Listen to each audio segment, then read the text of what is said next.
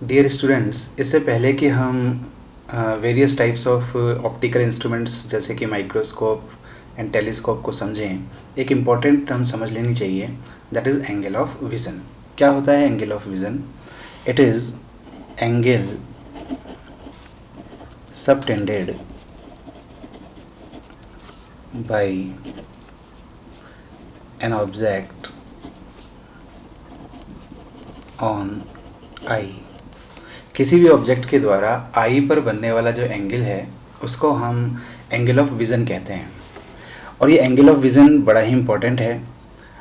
ये angle actually जितना ज़्यादा होता है, अगर मैं इस एंगल को थीटा से रिप्रेजेंट करूँ तो ये एंगल जितना ज़्यादा होगा हमारी रेटिना पर बनने वाली इमेज का साइज़ भी उतना ज़्यादा होगा। ऑब्जेक्ट की जो इमेज बनेगी उतनी बड़े साइज़ की बनेगी। If this angle is more than size of image on retina will be more. कैसे होता है ऐसा? मान लीजिए ये है हमारी आई बॉल, यहाँ लगा हुआ है कहीं पर लेंस, और ये है इस लेंस की प्रिंसिपल एक्सिस, और ये है रेटिना जहाँ पर इमेज बननी है। अब हमारी आँख के आगे, इस लेंस के आगे एक ऑब्जेक्ट रखा हुआ है यहाँ पर, मान लीजिए ये। इस ऑब्जेक्ट का कुछ नाम रख लें, suppose it is A B. ठीक है। अब ये लेंस अपनी फोकल लेंथ को इस तरह से एडजस्ट करता है कि इसकी इमेज हमेशा ही कहाँ बननी है? रेटिना पर। तो रेटिना पर एक रियल और इन्वर्टेड इमेज बनती है यहाँ पर कहीं पर। ठीक है।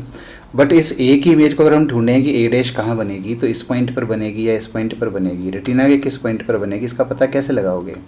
तो हम क्या करें, यहाँ से चलने वाली एक लाइट रे ड्रॉ करें जो कि इस लेंस के ऑप्टिकल सेंटर से पास होती हो। तो ऑप्टिकल सेंटर से गुजरने वाली लाइट रे सीधी विदाउट डेविएशन पास हो जाती है। तो यहाँ इस पॉइंट पर हमें ए की इमेज मिलेगी ए डैश। तो हमें पता चल गया कि इसकी जो इन्वर्टेड और रियल इमेज होगी ए डैश बी डैश, वो कुछ इस तरह से होगी।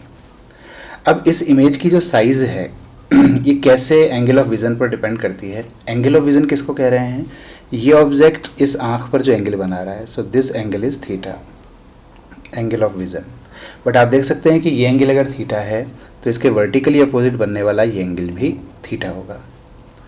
और ये थीटा जितना बड़ा होगा, ये थीटा जितना बड़ा होगा, इसकी इमेज साइज़ भी उतनी ही बड़ी होगी। अगर ये थीटा थोड़ा बड़ा होता है, लाइट रे इस तरह से होती, तो इमेज साइज़ भी बड़ी होती। तो सिंपल सी बात है कि ए डैश बी डैश का जो साइज़ है, इमेज का साइज़, वो किस पर डिपेंड कर रहा है? इस एंगल पर, यानी कि एंगल ऑफ विज़न पर। और एंगल ऑफ विज़न किसके इक्वल है? जो ऑब्जेक्ट ने आँख पर बनाया है। तो कोई भी ऑब्जेक्ट हमारी आँख पर जितना बड़ा एंगल बनाएगा, उस ऑब्जेक्ट की इमेज उतनी ही बड़ी बनेगी और वो हमें उतना ही लार्ज साइज़ का महसूस होगा। पर ये एंगल कैसे बढ़ाया जा सकता है? मैंने आपसे कहा कि एंगल जितना बड़ा होगा हमारी रेटिना पर हमें उतनी बड़ी इमेज मिलेगी। तो हम चाहते हैं कि एंगल बड़े से बड़ा बने। तो बच्चों, एक तो ऑब्जेक्ट का साइज़ जितना बड़ा होता है उतना बड़ा एंगल होता है। जैसे ये जो ऑब्जेक्ट है वो अगर इस साइज़ का होने की जगह थोड़ा बड़ा होता यहाँ तक, तो फिर एक बड़ा एंगल यहाँ पर बनता और बड़ी इमेज यहाँ पर बनती। तो एक तो बड़े ऑब्जेक्ट की इमेज बड़ी बनती है। If object size is more than image on retina will be of large size, image size will also be more. ठीक है। दूसरा, अगर इस ऑब्जेक्ट को हम यहाँ रखने की जगह थोड़ा दूर रखते तो सोचो ज़रा, अगर हम यहाँ रखते इस ऑब्जेक्ट को तो फिर ये लाइट रे इस तरह से बनानी पड़ती और इस केस में एंगल कुछ कम हो जाता। तो जो फार ऑब्जेक्ट्स होते हैं, यानी कि दूर रखी चीज़ें जो होती हैं, फार ऑब्जेक्ट, उनके लिए एंगल ऑफ विज़न कम होता है और इस कारण से उनकी इमेज जो बनती है वो कम साइज़ की बनती है। इसलिए दूर की चीज़ें हमें बहुत छोटी दिखाई देती हैं जबकि पास की चीज़ें हमें बड़ी दिखाई देती हैं। तो दो बातें हमें समझ में आ जानी चाहिए। एक तो बड़ी साइज़ की चीज़ें हमें बड़ी दिखाई देंगी, छोटी साइज़ की चीज़ें छोटी दिखाई देंगी। पर दूर रखी हुई चीज़ें हमें छोटी दिखाई देंगी और पास रखी हुई चीज़ें हमें बड़ी दिखाई देंगी। तो कोई चीज़ अगर हमें छोटी दिखाई दे रही है तो हम क्या कर सकते हैं? तो हम उसको पास ला सकते हैं। ये ऑब्जेक्ट है, बहुत छोटा दिखाई दे रहा है, हम इसको क्लियरली ढंग से देख नहीं पा रहे हैं, तो हम क्या करेंगे? इसको पास लेकर आएंगे, यहाँ लेकर आएंगे। इससे क्या होगा? इसका एंगल बढ़ जाएगा। एंगल बढ़ने से यहाँ बनने वाली इमेज का साइज़ भी बढ़ जाएगा। पर हम ज़्यादा से ज़्यादा कितना पास रख सकते हैं? 25 सेंटीमीटर पर। तो ये जो एंगल ऑफ विज़न है ये मैक्सिमम कहाँ पर होता है? ये मैक्सिमम वहाँ जब होता है जब हम ऑब्जेक्ट को कहाँ रखते हैं? नियर पॉइंट पर, यानी कि least distance of distinct vision पर। तो जब हमें ज़्यादा से ज़्यादा एनलार्ज करके देखना होता है, यानी कि मैक्सिमम साइज ऑब्जेक्ट का देखना होता है, for maximum size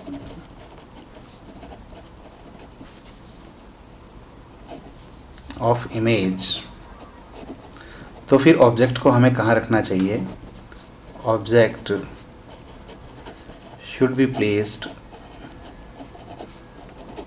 eight near point, क्योंकि इससे ज़्यादा पास लाने पर तो हमें डिस्टिंक्ट विज़न मिलेगा ही नहीं, है ना, हम समझ चुके हैं पहले ही। तो बड़ी से बड़े साइज़ करके अगर हम किसी चीज़ को देखना चाहते हैं तो हम इसको पास से पास रखें, और पास से पास सबसे ज़्यादा हम कहाँ रख सकते हैं? 25 सेंटीमीटर पर, यानी कि नियर पॉइंट पर। अब अगर नियर पॉइंट पर रखने के बावजूद भी कोई चीज़ हमें बहुत छोटी नज़र आ रही है ना, तो फिर हम हेल्प लेते हैं कुछ ऑप्टिकल इंस्ट्रूमेंट्स की।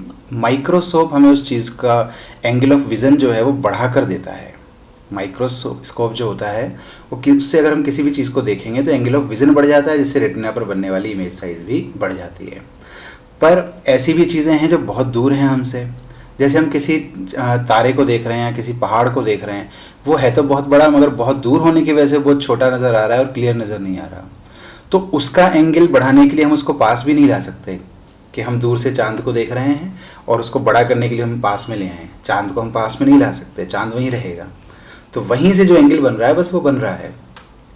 तो वहीं पर जो चांद है उसको बड़ा करके देखने के लिए एंगल ऑफ विज़न बढ़ाना है। तो दूर की चीज़ों का एंगल ऑफ विज़न बढ़ाने का काम करता है टेलीस्कोप। तो नेक्स्ट वीडियोज़ में हम बारी बारी से पढ़ेंगे माइक्रोस्कोप और टेलीस्कोप।